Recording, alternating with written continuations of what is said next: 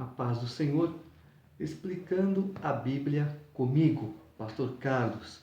Antes de darmos sequência a Gênesis 37, eu quero voltar um pouquinho em Gênesis capítulo 25, quando ele fala sobre a morte de Abraão. Ismael e Isaque, então, eles se reencontram para o sepultamento do pai. Nesse momento, deveria acontecer o quê? Uma reconciliação entre Ismael e Isaque, o que não aconteceu. Eles seguiram seus caminhos, assim como no vídeo anterior que eu expliquei sobre Esaú e Jacó. Esaú e Jacó, os dois irmãos, eles se encontraram e houve uma reconciliação entre eles, porque Esaú estava bravo com Jacó por causa da primogenitura, que eu já expliquei em alguns vídeos anteriores. E quando Jacó fugiu, ele foi ter a vida dele, Esaú foi ter a vida dele, mas num determinado momento, os dois se reencontram. E ali então houve que uma reconciliação. É claro que Esaú foi para um lado, Jacó foi para o outro, mas houve uma reconciliação entre os dois irmãos. É claro que futuramente, nação vai, nação vem, houve aquele conflito que nós vemos até hoje. E o que aconteceu com Ismael e Isaque deveria ter sido mais ou menos isso. Os dois deveriam dizer, olha, eu realmente extrapolei alguma coisa, você me perdoa. Ficava por isso mesmo, cada um seguiria seu caminho. Mas não foi o que aconteceu, né? Naquele momento do falecimento de Abraão, os dois deveriam ter feito as pazes de uma certa forma, se abraçado, mas não foi o que aconteceu. E essa confusão até hoje. Esaú também se casou com mulheres fora da parentela. No caso de Abraão, o que ele fez? Você vai lá na casa dos meus parentes e consiga uma noiva para o meu filho Isaque. E foi o que aconteceu entre os parentes, né? E foi o que eu falei esses dias na igreja. Quando você encontra um rapaz ou uma moça que não pertence à sua denominação, ou você vai para a denominação dela, ou ela vem para a sua e vice-versa, porque pode dar conflito. Não, porque meu pastor fala isso, não, meu pastor fala aquilo, e aí já começa a confusão dentro de casa. Então, ou você arruma um namorado, uma namorada dentro da tua congregação, dentro da tua, digamos assim, da tua denominação, ou vai para lá, ou ela vem para cá, vice-versa. Entenderam? Tá bom. Então, continuando.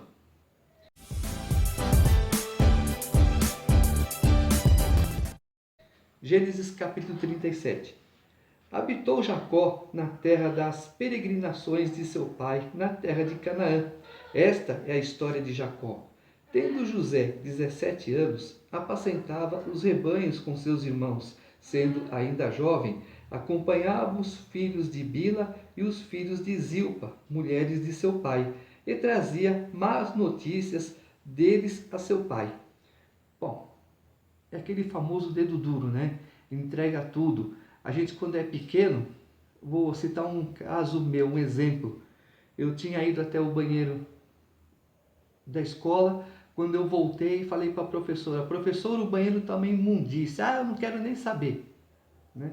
Como se o problema fosse dela. Não, o problema é de quem usa, né? De quem faz a sujeira. Então era o famoso entrega tudo. Qualquer coisa errada eu estava entregando. E por causa disso as pessoas começam a não gostar muito de você, né? Ah, não vou contar para ele porque ele conta para os outros. Não vou fazer isso porque ele não sabe, não merece, e um monte de coisa. Ora, Israel amava mais a José que a todos os seus filhos, porque era filho da sua velhice, e fez-lhe uma túnica talar de mangas compridas. Além do que, José era filho de Raquel, a mulher a qual Jacó amava. Lembra que eu falei que Isaac tinha uma afeição por Esaú e Rebeca tinha uma afeição por Jacó? Acontece de um pai gostar mais de um filho, ter um carinho a mais por aquele filho. Não deveria, mas acontece. Vendo, pois, seus irmãos que o pai o amava mais que a todos os outros filhos, odiaram-no e já não lhe podiam falar pacificamente. Gera o quê? Confusão entre os irmãos. Gera o quê? Contenda no meio da família. Teve José um sonho e os relatou a seus irmãos. Por isso o odiaram ainda mais, pois lhes disse: Rogo-vos, ouvi este sonho que tive. Atávamos feixes no campo, e eis que o meu feixe se levantou e ficou em pé, e os vossos feixes o rodeavam e se inclinavam perante o meu. Então lhe disseram seus irmãos: Reinarás com efeito sobre nós, e sobre nós dominarás realmente? E com isso tanto mais o odiavam por causa dos seus sonhos e de suas palavras. Teve ainda outro sonho, e o referiu a seus irmãos, dizendo: Sonhei também que o sol, a lua e 11 estrelas se inclinavam perante mim. Contando a seu pai e a seus irmãos, repreendeu o pai e lhe disse: Que sonho é esse que tiveste? Acaso viremos eu e tua mãe e teus irmãos a inclinar-nos perante ti em terra? Seus irmãos lhe tinham ciúmes. O pai, no entanto, considerava o caso consigo mesmo. E como foram os irmãos apacentar o rebanho do pai em Siquém, perguntou Israel a José: Não apacentam teus irmãos o rebanho em Siquém? Vem, enviar-te-ei a eles. Respondeu-lhe José: Eis-me aqui. Disse-lhe Israel: Vai agora e vê se vão bem teus irmãos e o rebanho, e traze-me notícias. Assim o enviou do vale de Hebrom, e ele foi a Siquém. Uma pausa. Viu o que Jacó fez? Você vem aqui, eu vou te dar mantimentos, você vai dar para os seus irmãos e dá uma olhadinha no que eles estão fazendo. Quer dizer, o próprio Jacó já havia designado José como um pequeno espião, né? E José fazia isso muito bem. Todas as funções que foram dadas a José, ele fazia muito bem, não importando o que fosse. E o homem encontrou José, que andava errante pelo campo, e lhe perguntou: Que procuras? Respondeu: Procuro meus irmãos. Dize-me, onde apacentam eles o rebanho? Disse-lhe o homem: Foram-se daqui, pois ouvi-os dizer: Vamos a Dotã. Então seguiu José atrás dos irmãos e os achou em Dotã. De longe ouviram, e antes que chegasse, conspiraram contra ele para o matar. E dizia um ao outro: Vem lá o tal sonhador. Outra pausa. Quando Deus te revelar alguma coisa, seja em sonho, seja em profecia, não comenta. Se não for uma pessoa de tua confiança, o esposo, a esposa, um filho, não comenta. Porque uma que gera ciúmes e outra que pode, não vou dizer que vai, mas pode atrapalhar ou demorar um pouquinho mais a tua bênção. Então, quando Deus fizer uma promessa para você, segura, evita falar o máximo, viu? Porque existe uma coisa chamada olho de inveja ou olho gordo, que as pessoas falam, né? Como é que fala? Não vou dizer vulgarmente, mas popularmente, né? Olho gordo, isso prejudica, e muito, tá bom? Vinde, pois, agora, matamo-lo e lancemo-lo numa dessas cisternas, e diremos: um animal selvagem o comeu, e vejamos em que lhe darão sonhos. Mas Rúben, ouvindo isso, livrou-o das mãos deles e disse: Não lhe tiremos a vida. Também lhes disse Rúben: Não derrameis sangue, lançai-o nessa cisterna que está no deserto, e não ponhais mão sobre ele. Isso disse para o livrar deles, a fim de o restituir ao pai. Mas logo que chegou José a seus irmãos, despiram-no da túnica, a túnica talar de mangas compridas que trazia, e tomando-o, o lançaram na cisterna vazia sem água. Ora, sentando-se para comer pão, olharam e viram que uma caravana de ismaelitas vinha de Gileade. Seus camelos traziam aromatas, bálsamo e mirra que levavam para o Egito. Então disse Judá a seus irmãos: de que nos aproveita matar o nosso irmão e esconder-lhe o sangue? Vinde, vendamo-lo aos ismaelitas, não ponhamos sobre ele a mão, pois é nosso irmão e nossa carne. Seus irmãos concordaram. E passando os mercadores midianitas, os irmãos de José o alçaram e o tiraram da cisterna e o venderam por 20 siclos de prata aos ismaelitas. Estes levaram José ao Egito. Pessoal, Abraão foi para o Egito, Isaac foi para o Egito e agora também José vai indo para o Egito. Lá na frente Jesus também fica um tempo no Egito. Tendo Rúben voltado à cisterna, eis que José não estava nela. Então rasgou as suas vestes e voltando a seus irmãos disse: não está lá o menino, e eu para onde irei? Então tomaram a túnica de José, mataram um bode e a molharam no sangue, e enviaram a túnica talar de mangas compridas. Fizeram-na levar a seu pai e lhe disseram: achamos isto, vê se é ou não a túnica de teu filho. Ele a reconheceu e disse: é a túnica de meu filho. Um animal selvagem o terá comido. Certamente José foi despedaçado. Então Jacó rasgou as suas vestes e se cingiu de pano de saco e lamentou o filho por muitos dias. Levantaram-se todos os seus filhos e todas as suas filhas para o consolarem. Ele, porém, recusou ser consolado e disse: chorando, descerei a meu filho até a sepultura. E de fato o chorou seu pai. Entrementes os midianitas venderam José no Egito a Potifar, oficial de Faraó, comandante da guarda. Alguns vídeos atrás eu falei sobre as coisas erradas que Jacó fez.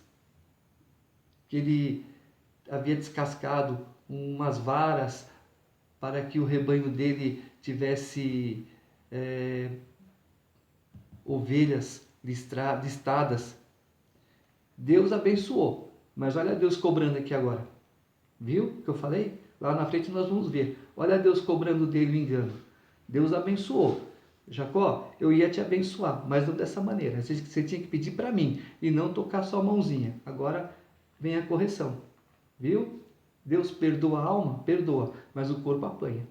Tá? Gênesis 38.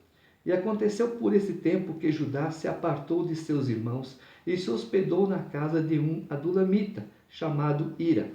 Ali viu Judá a filha de um cananeu, chamado Sua. Ele a tomou por mulher e a possuiu. E ela concebeu e deu à luz um filho, e o pai lhe chamou Er. Tornou a conceber e deu à luz um filho. A este deu a mãe o nome de Onã. Continuou ela e deu à luz outro filho, cujo nome foi Selá. Ela estava em Quezibe quando o teve. Judá, pois, tomou esposa para Er, o seu primogênito. O nome dela era Tamar. Porém, o primogênito de Judá, era perverso perante o Senhor, pelo que o Senhor o fez morrer. Então Judá disse a Onã: possui a mulher de teu irmão, cumpre o levirato e suscita descendência a teu irmão. Saiba, porém, Onã, que o filho não seria tido por seu. E todas as vezes que possuía a mulher de seu irmão, deixava o sêmen cair na terra, para não dar descendência a seu irmão. Isso, porém, que fazia era mal perante o Senhor, pelo que também a este fez morrer. Vê só, aqui, quando ele fala dos erros de Er, Deus não é específico nos erros de Er, mas ele é específico no erro de Onã. Tá? Por quê? Não, eu não quero. É o caso de Ruth e Boaz. Nós vamos ver lá na frente que Boaz poderia se casar com Ruth, mas ele falou: não, eu tenho um parente mais próximo que esse tem o direito. Quando ele falou: você assume as terras, assumo, mas vai levar a Moabita com você também? Ele falou: não, a minha descendência é minha descendência, não é filho meu que vai ter o nome do outro. E aí então, como ele não quis se casar com Ruth, Boaz acabou se casando, tá? Então, isso, porém, que fazia era mal perante o Senhor, pelo que também a este fez morrer. Então disse Judá a Tamar, sua nora: permanece viúva em casa de teu pai, até que Selá, meu filho, venha a ser homem. Pois disse: para que não morra também este, como seus irmãos. Assim Tamar se foi, passando a residir em casa de seu pai. No correr do tempo, morreu a filha de Sua, mulher de Judá. E consolado Judá, subiu aos tosqueadores de suas ovelhas em Tímina, ele e seu amigo Ira, o Adulamita. E o comunicaram a Tamar: eis que o teu sogro sobe a Tímina para tosquear as ovelhas. Então ela despiu as vestes de sua viuvez e, cobrindo-se com um véu, se disfarçou e se assentou à entrada de Enaim, no caminho de Tímina, pois via que Selá já era homem e ela não lhe fora dada por mulher. Um detalhe aqui. Versículo 1. Aconteceu por esse tempo que Judá se apartou de seus irmãos e se hospedou na casa de um adulamita chamado Ira. Judá saiu da casa do pai dele, de perto da família, e quando você sai da família, quando você sai da casa dos teus pais, tem sempre um para te abraçar, e olha, esse que te abraça não é boa pessoa. É o caso de Ira. Tanto é que aqui na frente, no versículo 12, no correr do tempo morreu a filha de Sua, mulher de Judá. E consolado Judá subiu aos tosqueadores de suas ovelhas em Tímina, ele e seu amigo Ira, o Adulamita. Quer dizer, olha o tempo que esse Ira está com Judá. Foi uma boa amizade para ele? Não foi. 15. Vendo-a Judá, teve-a por meretriz, pois ela havia coberto o rosto. Então se dirigiu a ela no caminho e lhe disse: vem, deixa-me possuir-te, porque não sabia que era a sua nora. Ela respondeu: que me darás para coabitares comigo? Ele respondeu: enviar-te-ei um cabrito de rebanho. Perguntou ela: dar-me-ás penhor até que o mandes? Respondeu ele: que penhor te darei? Ela disse: o teu selo, o teu cordão e o teu cajado, que seguras. Ele, pois, os deu e a possuiu, e ela concebeu dele. Levantou-se ela e se foi. Tirou de sobre si o véu e tornou as vestes da sua viuvez. Enviou Judá o cabrito por mão do Adulamita, seu amigo, para reaver o penhor da mão da mulher, porém não a encontrou. Então perguntou aos homens daquele lugar: onde está a prostituta cultual que se achava junto ao caminho de Enaim? Responderam: aqui não esteve meretriz nenhuma. Tendo voltado a Judá, disse: não a encontrei. E também os homens do lugar me disseram: aqui não esteve prostituta cultual nenhuma. Respondeu Judá: que ela o guarde para si, para que não nos tornemos um opróbrio. Mandei-lhe com efeito o cabrito, todavia não a achaste. Ele nem se preocupou com os bens que ele deixou com ela. Passados quase 3 meses, foi dito a Judá: Tamar, tua nora, adulterou, pois está grávida. Então disse Judá: tirai-a para fora, para que seja queimada. Por que queimar Tamar? Porque era filha de sacerdote. Quando alguém cometia um erro, sendo de uma linhagem sacerdotal, dependendo desse erro, a pessoa era queimada, porque vinha de uma linhagem sacerdotal. Se fosse de uma linhagem comum, apedrejada. Em tirando-a, mandou-a ela dizer a seu sogro: do homem de quem são estas coisas eu concebi. E disse mais: reconhece de quem é este selo, e este cordão, e este cajado? Tudo que Judá deixou para ela. O cajado, que simboliza a autoridade. O cordão, que simboliza a personalidade. E o selo, que era a identidade dele. Tudo, ele perdeu tudo. A autoridade, a identidade e a personalidade. Entenderam? Reconheceu-os Judá e disse: mais justa é ela do que eu, porquanto não a dei a Selá, meu filho, e nunca mais a possuiu. E aconteceu que, estando ela para dar à luz, havia gêmeos no seu ventre. Ao nascerem, um pôs a mão para fora, E a parteira, tomando-a, lhe tomou um fio encarnado e disse: Este saiu primeiro. Um fio encarnado, vermelho, carmesim, simbolizando sangue. Mas, recolhendo ele a mão, saiu outro e ela disse: Como rompeste saída? Ele chamou Pérez. Depois lhe saiu o irmão, em cuja mão estava o fio encarnado, e lhe chamaram Zera. Amém? Deus abençoe.